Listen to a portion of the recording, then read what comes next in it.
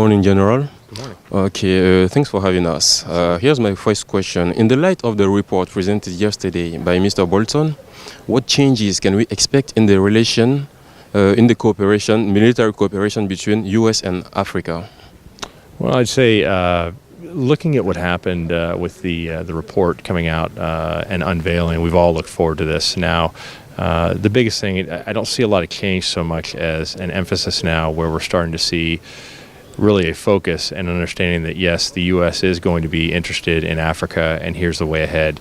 If you look at the three things that Ambassador Bolton laid out, he talked about prosperity, security, and stability. And those are key themes that echo across all of our interagencies in the government. So I think there's not going to be a lot of change. It's more of a focus. Okay.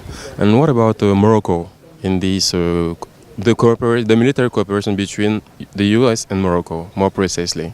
Can you say few things about it? I can say, I would say some wonderful things. You know, I've been a part of, from a security standpoint, defense, some bilateral defense communications and meetings with the Moroccans. We have a very rich and robust cooperation with the Moroccans there.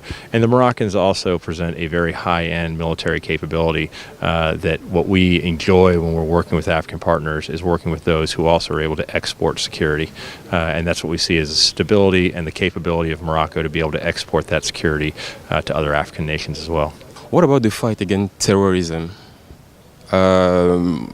What's the situation? Well, I think in any of the areas around the world where we're dealing with those elements that create, you know, violent extremist organizations or radicalization of our youth, I think that is something that we are working collaboratively with the nations, with the Africans, to try to find the right solutions in each nation. Every nation is going to be different, and each region is going to be different as well. At AFRICOM, what I would say is that we approach it as trying to create stability, prosperity for the African nations and the African continent writ large, helping. And we do this really with three main themes. The first theme being that we try to work more so as a military to support diplomacy and development, because we recognize that solutions on Africa are not going to be made with military effort. It's going to be done with development and diplomacy as primary. The other thing we do is work by, with, and through our partners. That's said a lot, but what we really mean is that the majority of operations and things that are going on in the continent are going to be conducted by the Africans, by the African nations themselves. We're going to work with them to try to figure out what are those key elements of training or those support elements that we can help out with to those nations, and finally collectively together through that process we achieve those national security goals for those nations in trying to counter, in this case, for example. And the last piece is just a reality of pressure on the networks, and that's where we're going to work with our partners, with international organizations, with other allies to ensure that we're sustaining pressure on the networks, not as an ends to a means, but to make sure that we buy time and space for those partner countries as well as the regions, buy that time and space so that they can get that stability, so they can get that diplomacy and development as well. What do you think about the idea of a European army?